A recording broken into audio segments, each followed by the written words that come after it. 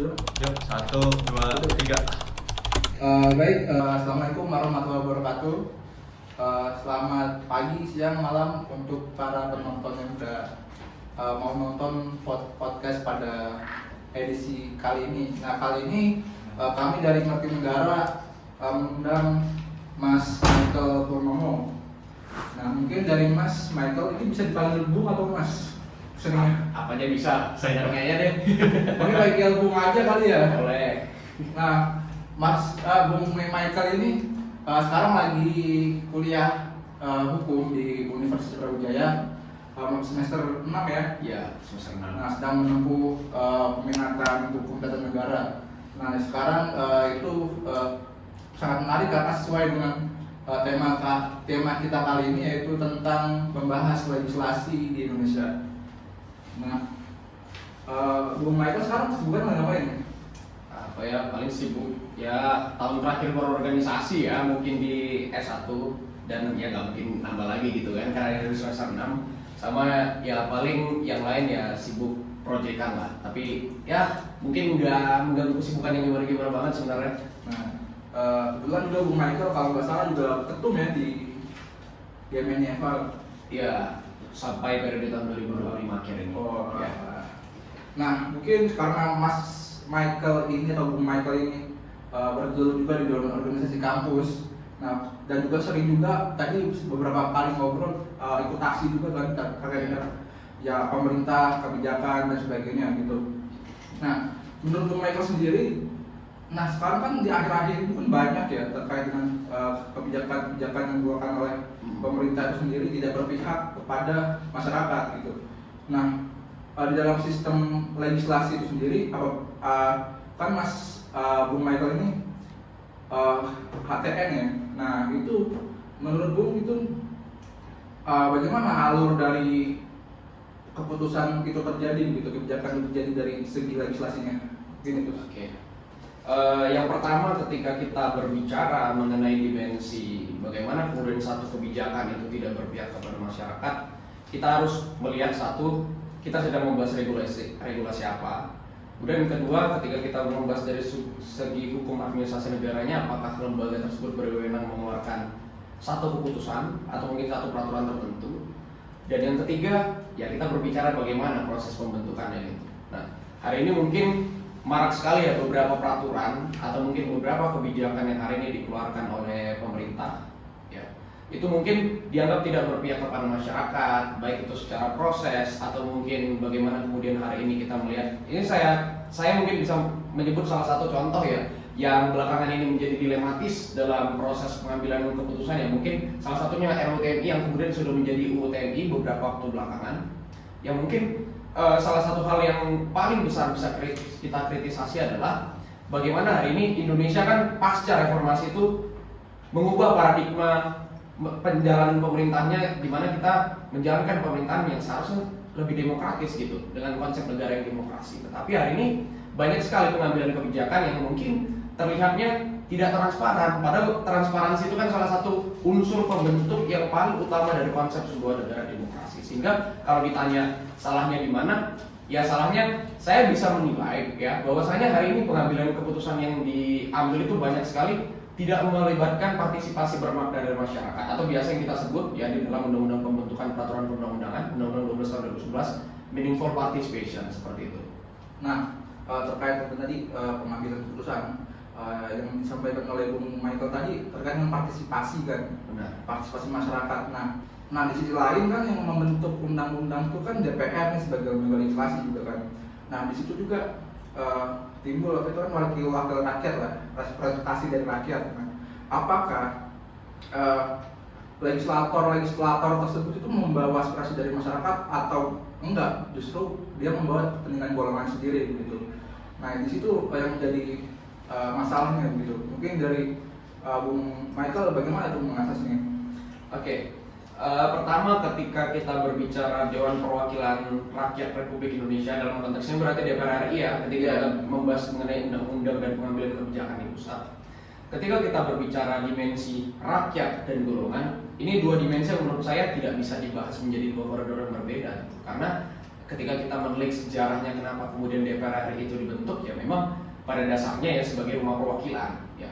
Berbeda dengan sejarah DPR RI. Kalau misalnya mungkin audiens sekalian pernah membaca atau mungkin pernah menggeluti bagaimana kemudian konsep DPR RI pertama kali dibentuk, sebenarnya DPR RI itu ya sudah sewajarnya seharusnya berpihak kepada apa yang kemudian rakyat kehendaki. Tetapi begini, lagi-lagi ketika kita membahas apa yang kemudian menjadi pertanyaan kita di awal, bahwa hari ini DPR RI mungkin kelihatannya hanya membawa kepentingan golongan. Nah, pertanyaan dan pernyataan pertama saya adalah di Undang-Undang Nomor 7 Tahun 2017 yang kemudian membahas mengenai pemilihan umum, yang menjadi peserta dari pemilihan umum itu adalah partai politik. Ya. Ketika kita berbahas mengenai DPR RI gitu, nah pertanyaannya, kenapa mereka cuma membawa kepentingan golongan? Jelas, namanya mereka dihimpun menjadi satu partai. Tetapi yang menjadi permasalahan fundamental yang saya perhatikan ya, mungkin karena saya juga pernah kerja di salah satu lembaga survei mendekati pemilu kemarin, ya mungkin di kisaran tahun 2023 sampai dengan 2024, saya melihat bahwa hari ini partai politik itu bertransformasi, tidak membawakan arah ideologi yang jelas, kemudian arah pergerakan yang jelas. Karena kenapa? Hari ini saya kasih contoh, salah satu contoh kenapa kemudian hal tersebut terjadi. Kita memilih anggota DPR RI, itu kan kita dikasih dua opsi, apakah kita memilih partai atau kita memilih orang perseorangan. Berbeda dengan apa yang kemudian terjadi saat masa rezim Orde Baru dan Orde Lama gitu. Terlepas berbagai macam kontroversi ya mengenai proses demokrasi yang kita laksanakan di Orde Lama dan Orde Baru, tetapi ada satu kelebihan yang saya lihat dari dimensi partai politik di zaman itu. Karena bagaimanapun kita dulu hanya memilih partai seperti itu. Jadi ketika kita hanya memilih partai, partai itu punya prerogatif sendiri dan kriteria sendiri ketika kita ingin memilih dewan. Katakan hari ini banyak sekali artis yang kemudian ingin terjun di dunia partai politik. Saya tidak kemudian memandang rendah artis ya ketika menjadi wakil rakyat itu. Tetapi saya perhatikan ya mereka bisa dibilang dalam tanda kutipnya kader karbitan gitu, tidak melalui proses pendidikan politik yang jelas, sehingga mereka tidak bisa menyerap aspirasi masyarakat secara menyeluruh gitu. Sehingga wajar ketika hari ini masyarakat menganggap bahwa DPR RI hanya membawa kepentingan golongan tertentu. Ya iya, karena kenapa? Proses kita memilih calon wakil rakyat yang kemudian akan kita percaya untuk mewakili suara kita di parlemen itu, orangnya aja ibaratnya ya bibit-bibit bobotnya itu nggak jelas gitu ya. Seperti itu Ya mungkin di lapangan benar di anggota DPR banyak kader-kader kita lah istilahnya ya. iya. Nah balik lagi tadi berarti di sini itu peran partai politik di awal itu sebagai wadah untuk pendidikan politik di masyarakat itu kurang menurut Bung Michael ya. Nah dan juga faktanya juga hari ini gitu partai politik itu seakan-akan bisa dengan gampangnya dibeli ya, dengan gampang dibeli. Kita kasih contoh aja mungkin PAN ya. Itu dulu kan itu partai ideologis Amin Rais, Muhammadiyah gitu. Nah sekarang diambil oleh Julhas, jadi pragmatis kan, ambilin artis yang udah basis suaranya udah ada gitu, tapi nggak ada ideologis yang dulu digaungkan oleh Amin Rais itu nggak ada gitu. Nah namun di DPR itu kan banyak fraksi kan. Ada partai oposisi sekarang mungkin PDIP ataupun ya PDIP sekarang, PKS mungkin ya kurang sih. Nah Kimples yang mendominasi begitu. Nah tapi kan seakan-akan di dalam dewan ini tuh ya mungkin ada partai oposisi, mungkin PDIP, Kimples gitu. Tapi seringkali itu kepentingan mereka itu sama gitu, pemikirannya sama gitu. Nah apakah mekanisme check and balance dalam dewan itu terjadi atau enggak sekarang? Oke. Mungkin saya sedikit mau memberikan pandangan ya mengenai oposisi dan pemerintah hari ini di parlemen.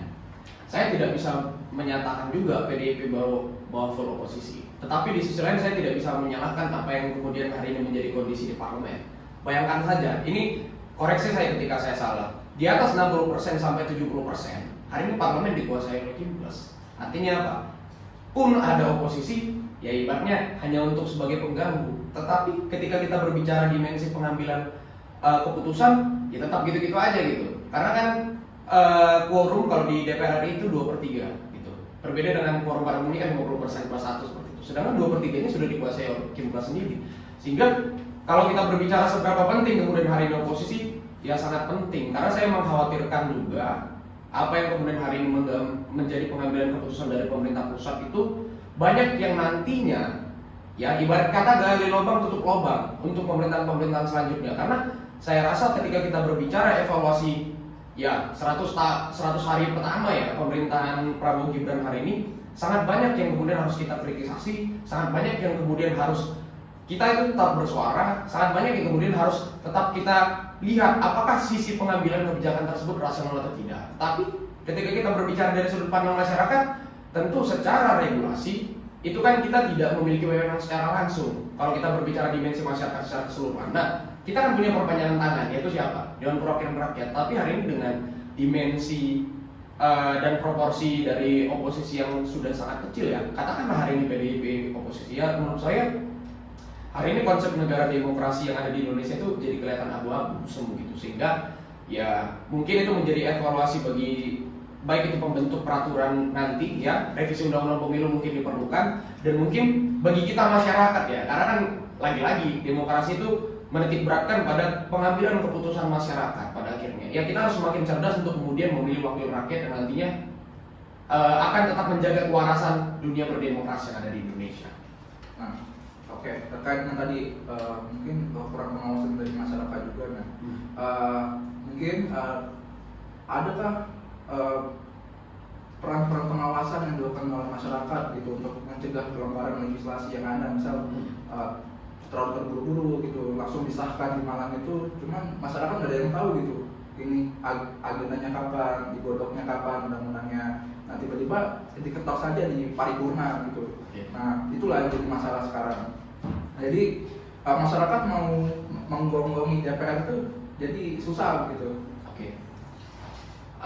Ketika kita berbicara peran masyarakat ya, katakanlah seperti pembahasan yang satu malam selesai dan lain sebagainya. Saya rasa hari ini cara paling efektif yang bisa kita lakukan adalah untuk terus aware terhadap apa yang kemudian hari ini menjadi pembahasan di pemerintah, baik itu di tingkat pusat sampai di tingkat daerah terkecil sekalipun. Karena kenapa? Ya lagi-lagi, ketika kita berbicara mungkin pemerintah yang hari ini sedang tidak sehat, ya kita harus tetap sehat gitu. Karena kenapa? Karena bisa dibayangkan ya, apa yang kemudian hari ini menjadi kesalahan, apa yang kemudian hari ini menjadi bibit dari kehancuran Indonesia di masa depan, yaitu dipengaruhi oleh apa yang hari ini kita lakukan gitu. Sehingga kalau misalnya generasi kita hari ini tidak peduli dengan apa yang dinamakan dengan pengambilan politik ya, kita mau membawa arah bangsa ini kemana gitu. Kita hari ini berbicara Indonesia Emas 2045, tetapi ketika kita berbicara dimensi politik kita tidak peduli. Kata siapa politik tidak mempengaruhi hal lain? Semua. Kita berbicara kesehatan, teknologi, apalagi hukum, itu semua dipengaruhi oleh politik. Sehingga satu-satunya hal yang menurut saya bisa kita lakukan adalah untuk terus bersuara. Kita mungkin sedikit flashback sedikit ya ke belakang. Bagaimana kemudian saat ada rancangan pembahasan mengenai revisi usia minimum menjadi kepala daerah, itu saya sangat bangga gitu kepada masyarakat Indonesia, khususnya mungkin kalau misalnya dari sudut pandang saya sebagai teman-teman yang masih aktif di dunia pergerakan ya, dimana pada saat itu eskalasi massa yang terbangun di seluruh Indonesia itu sangat besar, sehingga kita bisa mencegah apa yang mungkin menjadi amanat dari reformasi, salah satunya adalah anti KKN seperti itu.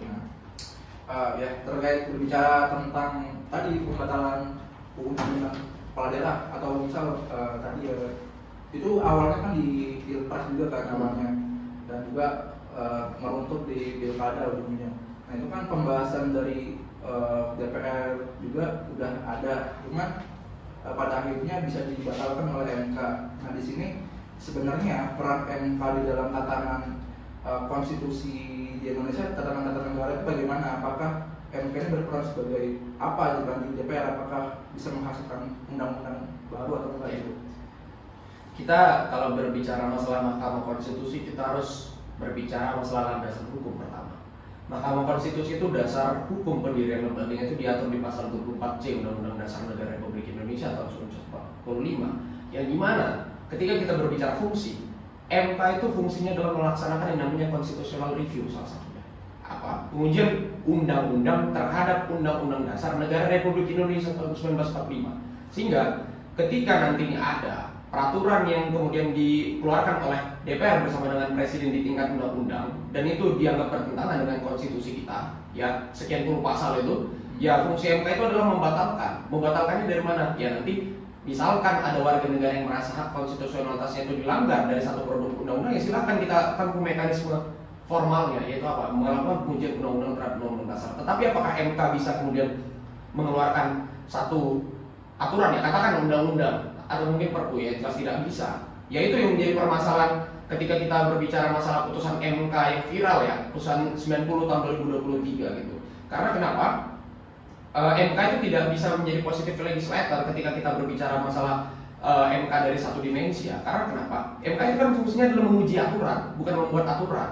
Sehingga itu yang masa kita mau mengulangi kesalahan yang sama seperti itu. Tapi ya balik lagi, MK itu kalau misalnya kata Prof. Jimli, Ketua Mahkamah Konstitusi pertama 2003-2008, MK itu ya the guardian of constitution. Sehingga kita perlu untuk merawat Mahkamah Konstitusi ini agar bagaimana kemudian pelaksanaan pemerintah di Indonesia bisa tetap waras. Karena ya mereka penjaga terakhir konstitusi kita ketika kita berbicara dimensi hukum seperti itu. Ya, yes, benar dikatakan oleh Bung Michael, MK sebenarnya sebagai pelindung dari konstitusi itu sendiri.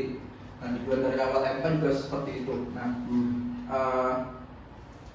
mungkin dari Bung Michael sendiri ini, apakah apabila dibandingkan dengan negara-negara lain, bagaimana sistem legislasi yang ada di Indonesia ini terjadi begitu? Apakah lebih baik atau lebih buruk gitu?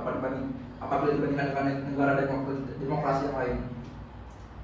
Sistem legislasi ya berarti? Ya, sistem legislasinya. Oke. Pertama kalau misalnya berbicara secara keilmuan, idealnya kita itu membandingkan dengan negara yang sama-sama menggunakan sistem civil law, bukan negara common law. Contohnya mungkin bisa Belanda, bisa Prancis dan lain sebagainya.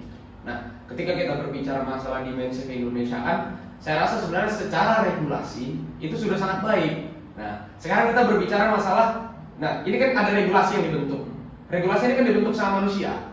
Bagaimana kemudian hari ini sumber daya manusia dan sumber daya partai kita yang seharusnya menjalankan amanat konstitusi mengenai bagaimana pelaksanaan demokrasi itu berjalan dengan baik. Apakah Indonesia secara regulasi sudah baik? Ya saya bisa nyatakan sudah baik secara regulasi yang mengatur mengenai Undang-Undang MD3 ya, MPR, DPR, DPD.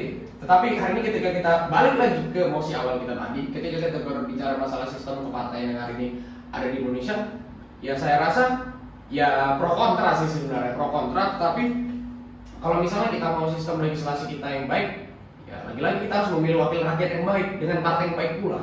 Ya saya bisa nyatakan bahwa hari ini Indonesia sudah punya regulasi yang baik, tetapi hari ini kita tidak punya sistem bagaimana kemudian negara mengawasi sistem berjalannya partai politik ini dengan sangat baik. Karena kenapa ya, negara juga sekumpulan kepentingan politik seperti itu. Ya lagi-lagi ketika kita berbicara konsep negara demokrasi, ya masyarakat Indonesia harus lebih aware bagaimana kemudian penjalanan demokrasi di Indonesia harus sesuai dengan koridor yang diatur di undang-undang dasar kita seperti itu. Oke, nah sebenarnya waktu itu saya ada kepikiran apakah di Indonesia ini terlalu banyak partai gitu, makanya terlalu banyak kepentingan yang beririsan atau bersinggungan juga. Waktu itu saya pikir tuh, apa di Indonesia ini dibikin seperti Amerika gitu, cuma dua partai, Republik sama Demokrat. Gitu. Tapi juga waktu itu Partai Baru kan juga pernah fusi partai juga. Tapi Golkar cuma ada partai yang itu cuma PDI dan P3. Nah, aku mikir seperti itu. Nah, menurut Bung Mega dengan kondisi sekarang, apakah fusi partai itu masih efektif untuk tadi permasalahan legislasi itu? Kalau fusi partai menjadi dua partai dari satu golongan karya, saya dengan tegas menyatakan di awal bahwa saya tidak setuju. Karena kenapa? Saya selalu berupaya untuk kemudian menganalisis satu permasalahan itu dari sudut pandang yang saya ilhami. Saya selalu menggunakan sudut pandang dari materialisme dialektika historis seperti itu ya. Ketika kita berbicara fusi partai kemudian terjadi di awal dekade tahun 70-an, itu kan penyatuan partai-partai minoritas yang kemudian bersatu di partai PDI, ya Partai Demokrasi Indonesia dan Perjuangan, yang bantengnya masih di tengah kepalanya, dengan partai P3 yang saat itu menjadi gabungan dari partai-partai Islam. Kenapa saya menyatakan tidak setuju?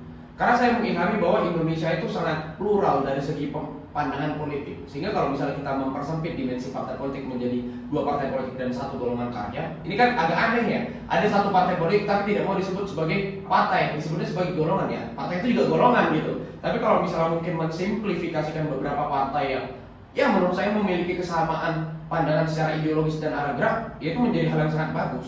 Karena jujur saya sedikit mengkhawatirkan dengan salah satu putusan MK di awal tahun kemarin yang dimana menghapuskan presidensial threshold gitu. Bagus ketika kita berbicara hak warga negara untuk mencalonkan diri sebagai presiden. Tapi bisa rekan-rekan audiens bayangkan kita punya 100 calon presiden. Bisa dibayangkan di kertas sebesar apa? Itu satu permasalahan awal. Kedua, kita berbicara masalah kos pemilu. Wah, bisa dibayangkan kita itu perlu untuk memilih presiden yang bisa kertasnya kecil segini, tapi berubah jadi kertas yang besar satu meja ini. Itu kan akan menghabiskan biaya yang sangat banyak gitu. Sehingga menurut saya ya perlu diadakan yang namanya constitutional engineering untuk kemudian mengatasi apa yang kemudian harus kita lakukan pasca adanya putusan MK mengenai pembatasan presidensial threshold. Tapi kembali lagi, apakah saya setuju dengan visi partai? Ya saya setuju aja. Karena saya sebagai contoh ya, saya sebenarnya tidak bisa membedakan apa yang kemudian hari ini menjadi jalan geraknya Partai Golkar dengan Partai Beringin. Terus katakan lagi partai mana lagi? Partai Demokrat dengan Partai Golkar mungkin dan lain sebagainya. Sehingga menurut saya ya buat apa kita banyak-banyak partai tapi ya arah geraknya sama-sama aja gitu. Itu kan hanya berbicara masalah kepentingan golongan. Karena lagi-lagi ketika kita berbicara secara historis, ya partai-partai tersebut juga rata-rata berdiri karena ada ketidakpuasan di dalam internal partai, bukan karena mereka ingin membawakan ada arah ideologi yang baru atau mungkin arah gagasan yang baru. Saya tidak melihat itu yang ada di Indonesia. Gitu.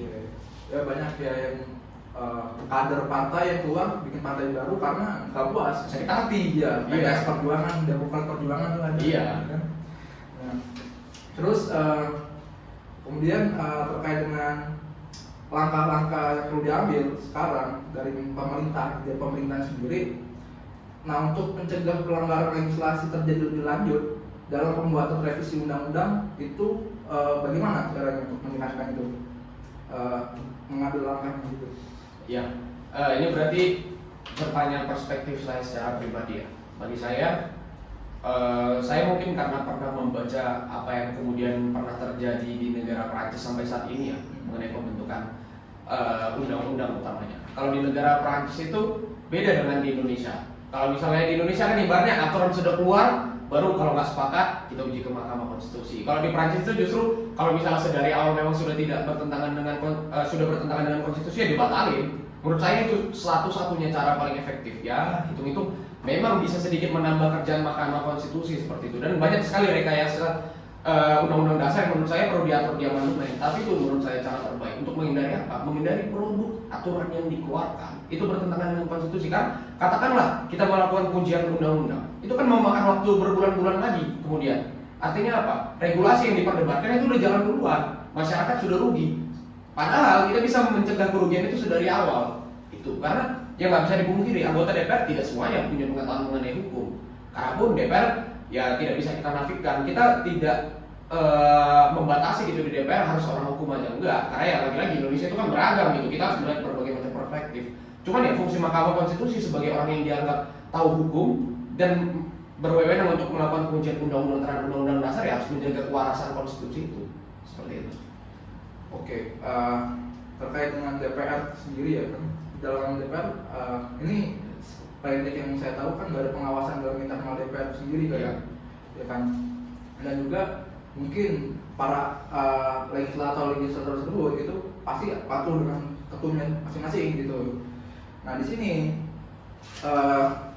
terkait dengan apa ya, terkait dengan peran masyarakat lagi nih, itu bagaimana masuk dalam hal tersebut gitu? Oke, berarti ini berbicara hubungan antar ketua umum partai dengan anggota DPR ya? Berarti? Iya. Oke. Satu hal yang perlu kita pelajari di DPR itu ada namanya pergantian antar waktu, ya, atau mekanisme recall election kita biasa sebut ya di dalam hukum tata negara seperti itu dan berbagai macam hal yang berkembang di dalam dunia demokrasi. Apakah kemudian anggota DPR harus patuh kepada ketua umum partai? Bagi saya harus. Ketika kita berbicara dimensi undang-undang pemilu yang mengisyaratkan bahwa peserta pemilu adalah partai politik, itu hal yang harus kita mention besar-besar itu di awal supaya apa? Kita itu bisa berbicara hal yang lebih substansial seperti itu. Tapi, nah ini permasalahan yang saya tidak sepakati dari mekanisme recall election ini kan sebenarnya itu full seolah-olah itu hanya menjadi prerogatif partai seutuhnya seperti itu. Saya bisa kasih contoh, salah satunya di periode tahun 2013-2014, saya lupa spesifik tahun berapa. Di Partai Demokrat itu ada mekanisme recall election yang dilakukan oleh Partai Demokrat kepada salah satu legislatornya di Komisi 3, yaitu Pak Igede Pasek Suardika. Kebetulan karena saya secara pribadi kenal sama beliau, akhirnya saya mendalami apa yang kemudian menjadi dasar kenapa beliau dipecat lah dari anggota DPR Komisi 3, karena Komisi 3 ini membawa bidang hukum seperti itu. Nah, ternyata ya hanya sekedar karena melanggar fakta integritas, itu kan menurut saya hal yang kurang berbobot lah dilakukan oleh sebuah partai, karena lagi-lagi ketika kita mengulik esensi dari Dewan Perwakilan Rakyat itu ya berarti di sini anggota DPR itu tidak diberikan keluasan untuk kemudian melakukan cara main parlemennya sesuai dengan cara dia sendiri, selama itu tidak bertentangan dengan konstitusi partai ya. Karena saya tidak melihat berbagai macam recall election yang terjadi itu, saya tidak melihat di beberapa kasus itu melanggar konstitusi partai. Tentu konstitusi partai kan tidak mungkin bertentangan dengan peraturan yang berlaku seperti itu. Ya, apa yang harusnya kita lakukan sebagai masyarakat? Ya lagi-lagi, kalau mau pemilihan, baca bagaimana ART partai itu berjalan, arah partai ini memperjuangkan apa, sehingga apa? Bayangin kita milih anggota DPR kemudian di-recall, kecewa dong. Kalau misalnya kita melihat dari sudut pandang apa yang kemudian hari ini terjadi di Indonesia, kan kita bisa memilih partai, lagi-lagi bisa memilih anggota dewannya.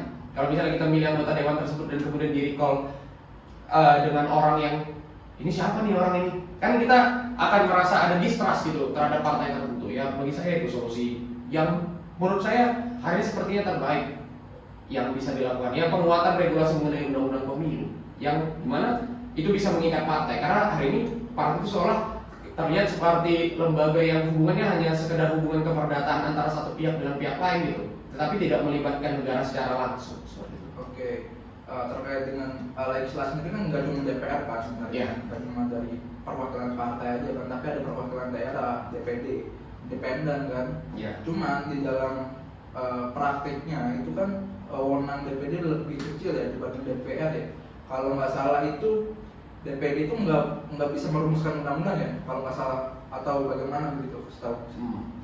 Nah, apakah mungkin di kemudian hari peran DPD ini disejajarkan dengan DPR itu apakah bisa atau nggak bisa nih? Oke, menurut saya satu, wewenang DPD itu kan sebenarnya dia bisa mengusulkan aturan-aturan yang kemudian berkenaan dengan daerahnya, itu satu. Kemudian kedua, mengikuti pembahasan yang berkenaan dengan daerah gitu. Ketika kita bicara DPR, kalau bagi saya sejujurnya kalau ketika kita berbicara DPD DPR ini tidak bisa dilepaskan dong dari MPR. Ya saya sebenarnya setujunya antara dua opsi, antara DPD-nya dibubarkan atau MPR ini dibuat sebagai lembaga forum. Tapi kalau misalnya kita berbicara DPD ingin disetarakan dengan DPR secara wewenang, ya saya tidak sepakat. Itu artinya ada inefisiensi anggaran yang dilakukan oleh pemerintah seperti itu. Tapi apakah peran DPD ini sangat penting? Ya penting. Tapi kalau misalnya kita kembali ya perihal independensi DPD, ya saya tidak sepenuhnya sepakat ketika saya melihat kenyataan di lapangan ya. Sebenarnya anggota DPD itu juga sepanjang yang saya ketahui banyak juga yang ya terlibat mungkin jenisnya perjanjian atau mungkin lobby-lobby politik dan lain sebagainya dengan berbagai macam partai. Karena logika aja, mungkin di satu dapil, di satu provinsi orang bisa menang anggota DPR RI hanya dengan 100.000 suara, 200.000 suara. Tapi katakan saya di Jawa Timur itu tidak ada anggota DPD yang terpilih hanya dengan suara seperti itu. Artinya ada proses deal-dealan dong. Sehingga ya menurut saya bukan langkah yang bijak ketika kita membuat DPD ini setara dengan DPR RI. Karena lagi-lagi esensi DPD ini kan membahas daerah. Sedangkan tidak semua peraturan undang-undang itu berkenaan dengan daerah secara langsung. Jadi seperti itu. Nah, tapi kalau misalnya membahas daerah, DPD kan DPR juga kan dipilih berdasarkan daerah pemilihan di setiap daerah kan, Provinsi. di setiap provinsi kan. Nah, saya setuju mungkin kalau misalnya DPD ini dibubarkan atau diberi wewenang yang kecil lah. Tapi kalau misal anggaran yang nggak cukup, indeks ekonomi itu mungkin bisa dibubarin aja DPD. Nah jadi ya udah, daerah kan bisa dibahas di DPR kan DPR juga ada reses juga kan di wilayah gitu. Nah, menurut saya juga peran DPD juga nihil sih menurut saya. Jadi mungkin baiknya DPR saja begitu sih kalau dari Mas. Iya. Ya Begitulah kurang lebih ya kalau tentang DPD, karena saya tidak melihat ada mosi yang bisa betul-betul diperjuangkan dari DPD sejauh ini. Karena ya fungsi di DPD itu bisa diakomodir DPR, tapi fungsi sebaliknya itu tidak bisa. Itu yang menjadi permasalahan sekarang. Oke. Nah, ini mungkin terakhir ya Mas ya. Yuk. Ini kan di zaman globalisasi, di zaman digital ya, mungkin adakah peran teknologi itu buat mungkin pengawasan dari DPR, mungkin kinerjanya juga ada sistem kinerja pas elektronik gitu. Oke. Peran digitalisasi di era global ya. Iya. Ini karena kebetulan mungkin saya lebih seringnya turun ke masyarakat yang tidak terlalu terjamah oleh teknologi. Saya bisa bilang efektif, tapi di satu sisi tidak efektif. Karena ya mungkin banyak dampak kebijakan itu terasanya ke masyarakat yang secara golongan ekonomi itu ekonomi menengah ke bawah gitu.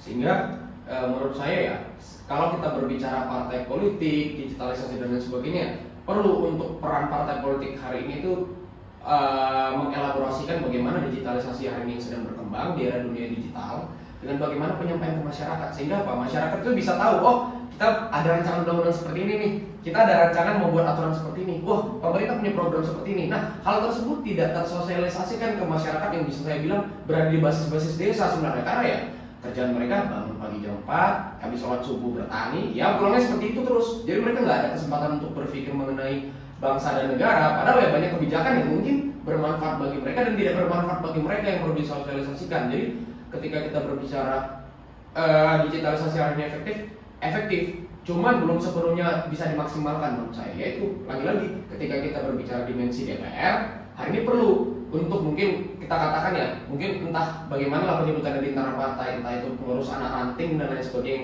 basisnya itu ada di tingkat kecamatan atau kelurahan desa, itu untuk semakin mensosialisasikan apa yang hari ini menjadi kerja dari Dewan Perwakilan Rakyat dan kerja-kerja ideologis partai yang berkenan dengan masyarakat, sehingga apa, kedepannya masyarakat bisa mengawasi secara lebih optimal apa yang kemudian hari ini dikerjakan oleh pemerintah, seperti itu. Oke. Mungkin terakhir ya. Oke.